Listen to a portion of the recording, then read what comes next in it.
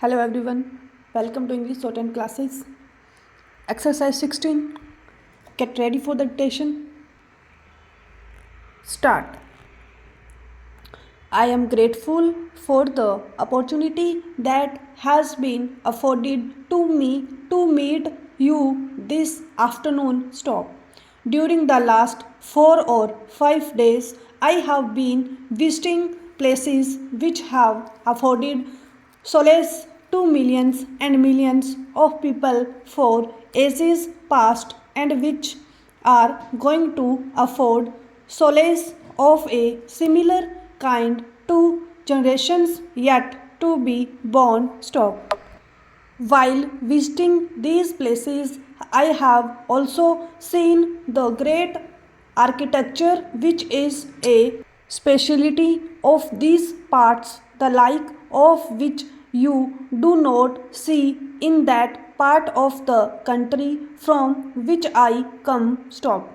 I have been reminded time and again of the greatness of those who conceived the idea of erecting these temples, of those who actually worked on them and ultimately succeeded in creating these works of perfect art. And I must confess that I feel somewhat jealous because I cannot find that kind of thing in the north to compare with these great things in the south. Stop. I do not regard them or regard you as different from me or from that part of the country from which I come. Stop.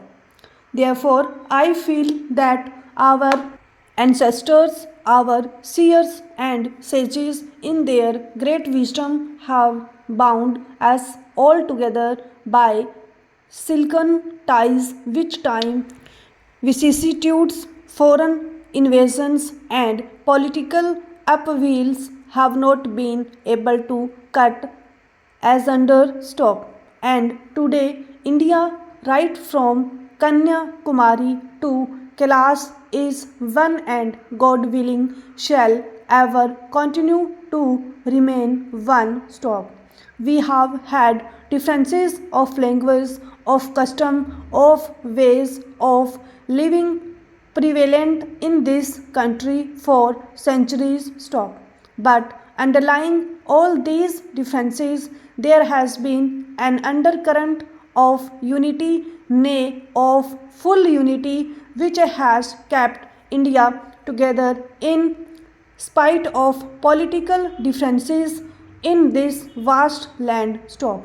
It has been rightly pointed out by you, Mr. Vice Chancellor, that there is a genius of reconciling different ideas which is inherent in our land, and it is that genius which has preserved this ancient land, its glory, its civilization, and its culture, which are even today, I make bold to say, not inferior to that of any other part of the world. Stop.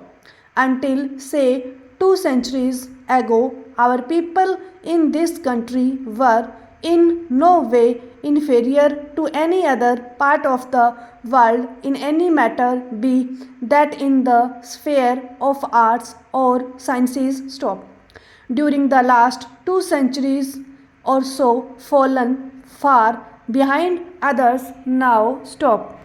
With the achievements of material sciences, there is a general stampede in favor of material things. Stop. We are sometimes in a hurry to discard things which have come down to us from generations past simply because we cannot reconcile them with modern things. Stop.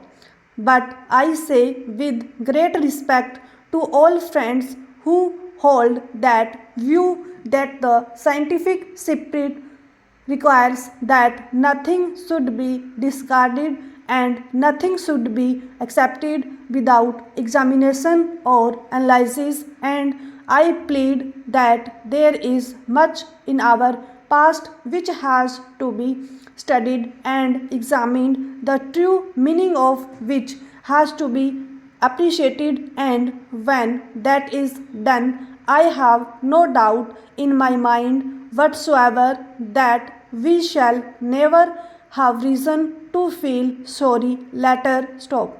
I have no doubt we shall in that event ever be able to look to other people with a certain amount of pride. Stop. For after all, our past is not to be despised. Stop.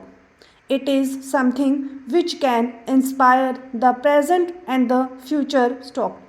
Today, the world is passing through a great crisis. Stop. Technical achievements in science have reached a stage where, unless and until they are controlled and guided by moral and spiritual forces, they will destroy themselves and the world. And there it is that our great heritage can play its part. Stop. But can we do that today? Stop. I am afraid not. Stop. We have to acquire that position for ourselves by reviewing something of the past, by modernizing it and adapting it to modern conditions, and also by adopting something of the modern world to equip ourselves for that great task. Stop. Unfortunately, a great leader who understood the significance of the past and the significance of the modern world is no more with us. Stop. Gandhiji was in his own way trying to bring out a conciliation between the two. Stop. He had, I believe, hoped to be able to live long enough to give true guidance to the world at large. Stop. While he was engaged in the struggle for freedom, he refused to go to foreign countries because he felt that he had no message to give to the world until he had found a good place for it in his own country. Stop. When freedom was achieved, and if God permitting things had settled down, he would have been able to give his great message of reconciliation to the world. Stop. Unfortunately, that was not to be. Stop.